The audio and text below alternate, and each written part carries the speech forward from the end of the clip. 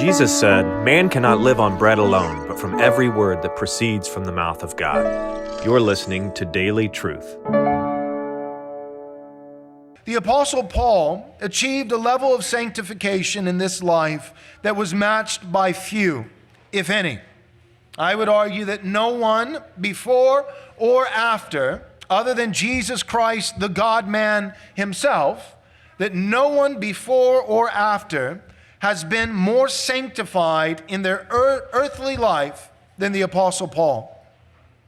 Therefore, it's safe to assume that virtually no one cared as deeply about personal holiness, progressive righteousness, sanctification, as Paul did. It is also true that the Corinthian church possessed a level of spiritual immaturity among the New Testament churches that was matched by few, if any. Therefore, it's finally safe to assume that if there was any particular church that the Apostle Paul would be tempted to withhold assurance from, it would have been the church at Corinth. All right, I've got premise 1, premise 2, and then the conclusion. Premise 1, Paul was really holy. Premise 2, Corinth was a mess.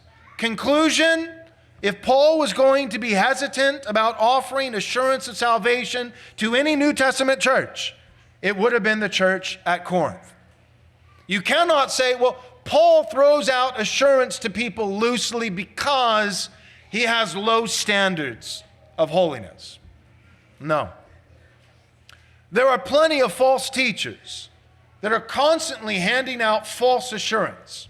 And we can say rightly of them that they grant false assurance because they care nothing for the sheep. And they have plenty of goats in their congregation that they also hate and detest.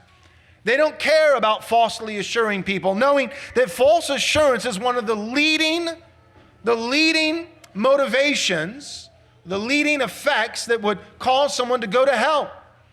Right? What does Jesus say in Matthew chapter 7? Many will say to me, "Lord, Lord, we did this in your name and that in your name." Meaning there are a lot of people who will be shocked when they wake up in hell.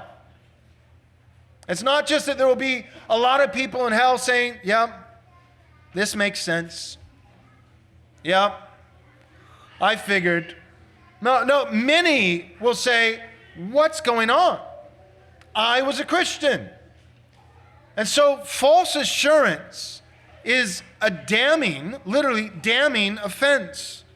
The false teacher who grants false assurance to unbelievers, but speaks to them and assures them that they are believers, a false teacher, a false prophet, that person is damning people to hell. The Old Testament speaks of false prophets in this way, condemning them, saying, "They've healed the wounds of my people lightly," saying, "Peace, peace," when there is no peace. They've taken gaping wounds and they've healed them lightly. "Oh, it's okay. You'll be fine. Nothing to see here. Nothing to be concerned about." So handing out false assurance is a big deal. But the point is that if there's anyone we can trust other than Jesus Christ himself not to hand out false assurance, it would have been the Apostle Paul.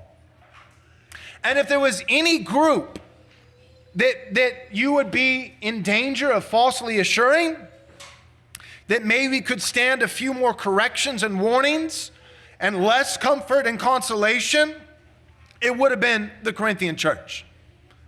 So premise 1, Paul doesn't hand out false assurance. He cares about holiness. He doesn't have compromised standards.